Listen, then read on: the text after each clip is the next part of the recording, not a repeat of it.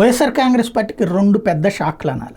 ఒకటి, తెలుగుదేశం పార్టీ తరఫున ఒకప్పటి జెడ్పీటీసీ, ఒకప్పటి ఎమ్మెల్యే అయినటువంటి జయమంగళ వెంకటరమణని తీసుకొచ్చి వైఎస్ఆర్ కాంగ్రెస్ పార్టీలో చేర్చుకుని, ఆయన మత్స్యకార సామాజిక వర్గానికి సంబంధించిన వ్యక్తి కాబట్టి అతను తీసుకుంటే బీసీ ఓట్లన్నీ వచ్చేస్తాయి, మత్స్యకార ఓట్లన్నీ వచ్చేస్తాయి అన్నటువంటి ఉద్దేశంతో తనకి ఏకంగా ఎమ్మెల్సీ కూడా ఇచ్చాడు జగన్మోహన్ రెడ్డి. ఆయన ఇప్పుడు వైసీపీకి జల్లగొట్టి ఏకంగా జనసేనలో చేరారు. ఇది నెంబర్ 1.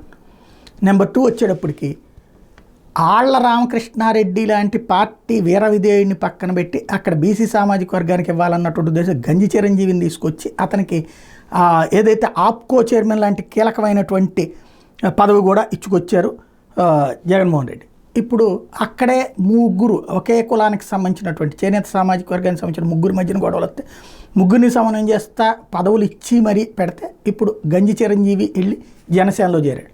అంటే పార్టీని నమ్ముకున్నటువంటి వాళ్ళని కాకుండా పార్టీ నుంచి బయటకు వచ్చినటువంటి వాళ్ళకి అవకాశాలు ఇచ్చి వాళ్ళని తీసుకొచ్చి పెడితే పదవులు కూడా ఇస్తే వాళ్ళు జగన్కే జల్లగొట్టి బయటికి వెళ్ళి జనసేనలో చేరారు. ఇది వైఎస్ఆర్ కాంగ్రెస్ పార్టీకి షాకింగ్.